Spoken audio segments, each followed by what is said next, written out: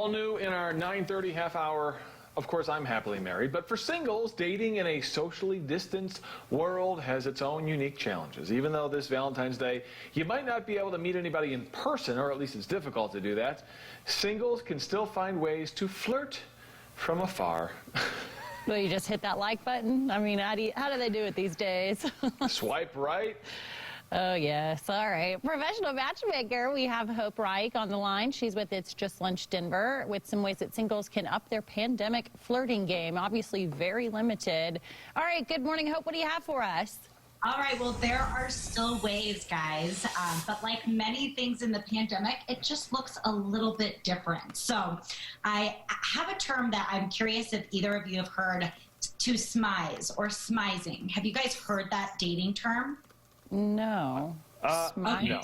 Well, during the pandemic, we're wearing masks. We're social distancing. So smile with your eyes. Hard because we can't smile. So to smize is to smile, but through your eyes. So I love that one.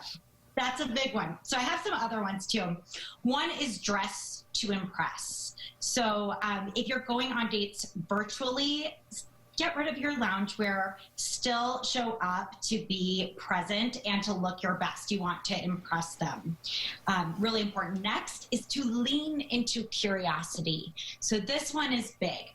Body language says so much, and it shows someone that you're interested. So even if you're on a Zoom date, there's still ways you can flirt, play with your hair, lean in a little bit to let them know you are present and you're interested.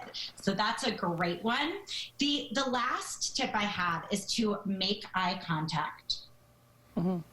And smize. Old school. Because again, people can tell if you're smizing, and especially men, that is one of their biggest ways to indicate if a woman is interested. If she's smiling, if she looks like she's having a good time. So be really aware of your facial expressions. Okay, those are all. I mean, are people getting out there? Are they putting themselves out there right now? Or are you guys seeing people just kind of putting all that on pause?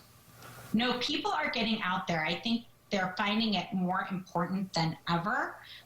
Valentine's Day, just around the corner, coming up. So people want to be proactive if they're single. And if they're dating someone, they're thinking about ways to make it special, even in the pandemic. And I like your background. You got to pick like a nice background if you're Zooming or whatever, because people are going to totally size you up. Like, hey, yes. I don't know where you live. But absolutely. It goes back to dress to impress. Yeah. So if you're doing virtual dates, you also have to really get the space around you ready too. They get a little bit of a sneak peek into your life, sure. Right? So you want to impress them and show that you look organized and clean and like nice in sync poster back there, but back in the 90s. Exactly. So pick a place that isn't cluttered, that has good lighting, and a place that you feel at home and comfortable, where you can be yourself. All right, great advice from a professional matchmaker. I mean, it's simple enough, right?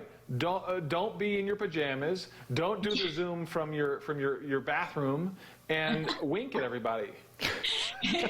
These are not complicated things, but because it's unknown territory for some daters, it can be a little challenging. But so many ways to still flirt and let someone know we're interested. Okay.